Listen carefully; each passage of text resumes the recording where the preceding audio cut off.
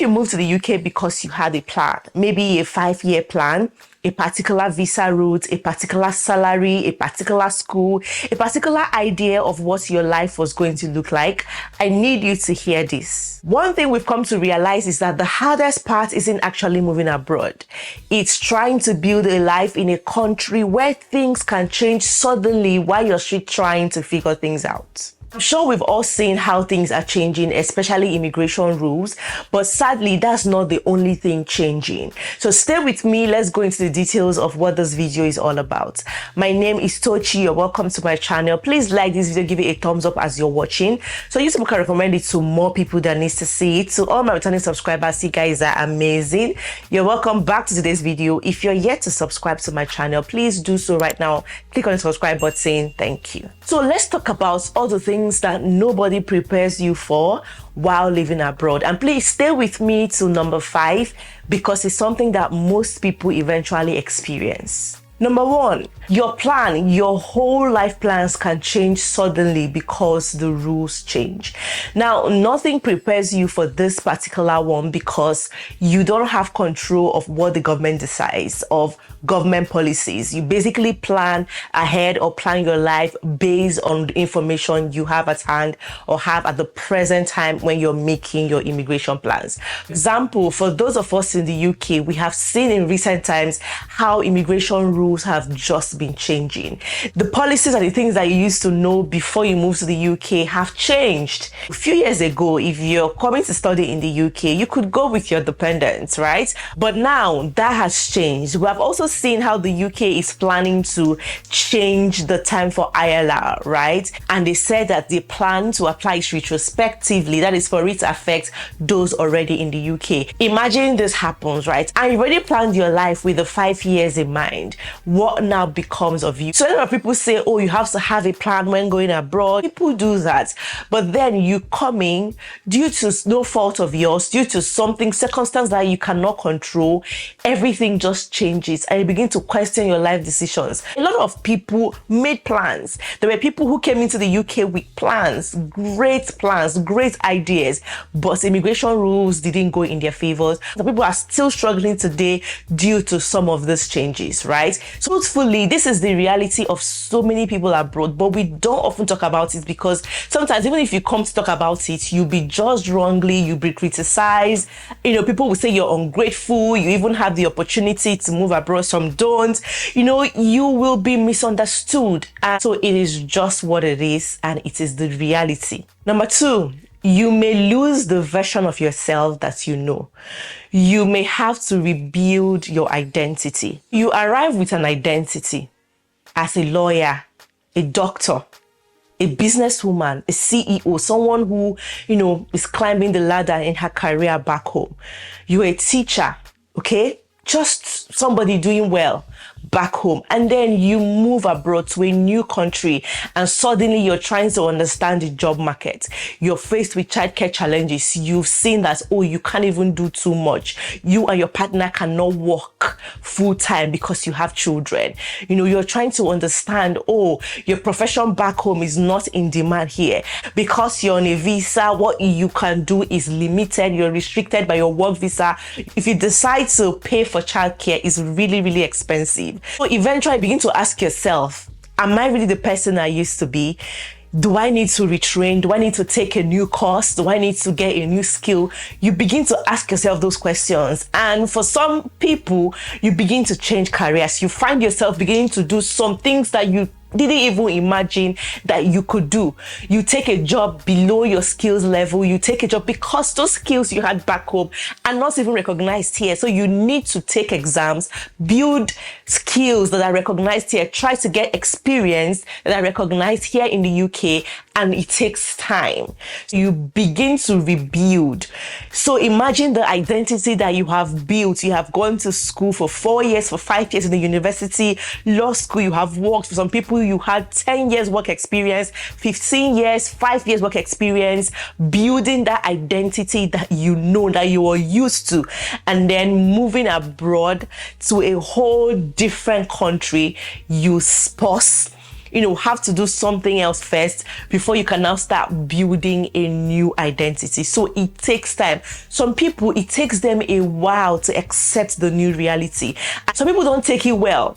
Some people don't handle it well, that change, that sudden turnaround, so they begin to take it out on people around them. Some people, it's their spouses, some it's their children. That's why you hear, marriages are crashing. This thing, because abroad begins to expose a lot of things. So it takes a lot of determination and resilience and, courage to actually deal with all of those changes and still come out strong. Yes, it's a good thing. You're happy initially, you're abroad, your life is about to change because there are more opportunities and all of that. That's true. But besides all of these good things, it's the real deal, okay? It's the real deal that people are going through every single day. Number 3, you can be doing well and still feel like you're struggling. People see the houses, you're getting a mortgage, you're buying a new car. People see your children dressing nicely, looking all neat, nice clothes, the holidays for some people that go on holidays and all of that. But behind those things is the constant bills, monthly bills, and it's a real shit from where we're coming from. For example, for instance, rent back home is yearly, okay? So you pay your rent every year. That means you have one whole year to actually plan and prepare for your rent. But coming abroad now, it's monthly. So you're constantly grinding, you're constantly working hard to pay your rent monthly. So whether you are ill, whether you have a headache, whether you are stressed, it doesn't matter. Whether you are even out of job, doesn't count because you have to pay your rent and you have to pay your mortgage. So you see how difficult it is. And for most parts, nobody is coming to save you. People are busy trying to meet their own needs. If you lose your job or somehow you're not making money anymore, how are you going to pay? It's monthly. So 30 days, 31 days, the one you paid is gone. You're working hard to pay the next one. And that is how it is every single day, every single month. And in addition to all the monthly bills you have to pay, there are still immigration costs. I saw a post one time when somebody said, how can you have ILR and still be doing care work? How can you have ILR and still be working in a warehouse and still be picking sheets? And I'm like, does having definite leave to remain stop your bills? Does it stop you from paying your mortgage and your rent? What has having ILR got to do with you working hard to be able to afford what you need and pay your bills and do everything you need to do? You could even be in a better place financially than where you were before, but it will still feel like you're struggling because I feel like the more money you even have, the more expenses you have to make. That's why you have to keep working and working. The circle is just endless. And guys, that is one of the reasons why I always preach about having a side hustle, having additional sources of income, So it's very important for everybody, especially as a migrant. You need to have an additional source of income. You need to have something else you're doing that gives you more money. Your bills, they don't care whether you are jobless, whether your money is £1,000 a month, whether your income is £500, 2,000. It doesn't care. You have to pay your bills. And people back home are waiting for you as well. So the pressure is real. So you need to have something on the side that gives you extra income just to boost you and help you so that you live a happier life. I'm having a free webinar to teach you different side hustles you can do at your convenience, okay, that suits your lifestyle, that suits your situation. And it's happening on the 31st of August. By 8 p.m. I'm going to leave the link to join my WhatsApp group in the description box where I'll be sharing more details and the link to join the webinar, okay? You want to be there to learn buying and selling on eBay, Amazon, drop shipping, creating content with AI, doing different things that you can actually do. There's so many of them that you can do, right? But you just need somebody to teach you and show you exactly how to go about it. And I'm going to be showing you how, right? Even after the webinar, you can decide to start your side hustle immediately. So it's absolutely free. Just click on the link below to join my WhatsApp group. Okay. Number 4 is you can be surrounded by people and still have no village. You can say, I have people I know, but I don't have people I depend on. You get what I mean? If you can relate to this, let me know in the comment section, right? There are people you speak to, they tell you, oh, I belong to so many WhatsApp groups, you know, church WhatsApp, this community WhatsApp, this one. But at the same time, they say they don't have friends, they don't have a community, they feel lonely. Unlike back home where you have everybody around you, your mom, your dad, your siblings, your aunties and uncles, your friends, your church members, you know, you have so many people around you. But here, you're literally building life on your own. And the most annoying part of all of these things is everybody is busy. Everybody's working, picking shifts. Everybody's busy. Sometimes you even say, oh, let's hang out. Let's try to unwind. Let's do something. And they tell you, oh, everybody, you just keep hearing, oh, I'm working on that day. I have shifts. I'm picking extra shifts. I'm doing this.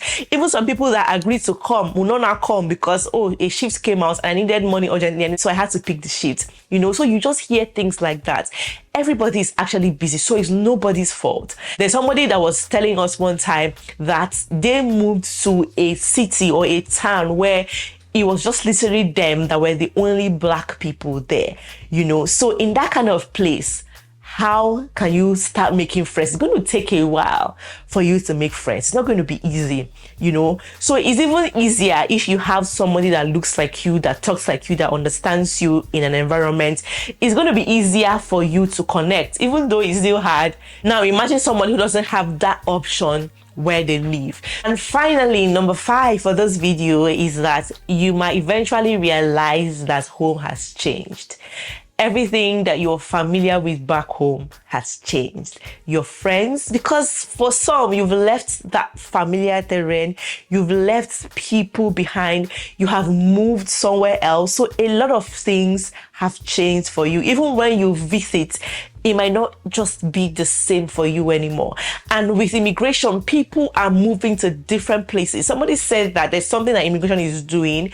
It's separating families. And it's true. You will see siblings, 3 siblings, for example. One is in Canada, the other one is in US, the other one is in the UK. And then there are cousins who might never even meet themselves because they're only seeing, you know, maybe making calls, video calls, FaceTime. That's the only idea of your cousin that you have. You don't get to experience them on a personal level. You don't get to sit with them, you know, in the same room and play with them and talk to them and interact with them to have that relationship with them. So that is the reality of immigration. A lot of migrants are dealing with this today. You pack your bag, you move abroad, some with your children, some you have your children here. That is where they know. That is where they call home. Even when you visit, even when you go back, it's just hard to adjust because a lot of things have changed mentally in your head. You have experienced a different life, sometimes even a better life. And then going back there just feels like you're a stranger there. Your children going back there, they feel like strangers there. You know, they have a different accent. Once you go back home with your children, people just know already that they are new here. They don't live here because of the way they talk. Children abroad have accents, so they go back and start speaking. Once they open their mouth to speak, it's giving away everything. And it also affects the way they are treated, affects the way they behave, affects the way people see them, people relate to them. It is just the truth. I just want you guys to share your experience in the comment section. You know, I just want us to talk about these things more. Can you relate to anything? Do you agree or disagree with any of my points? Do you have more to add?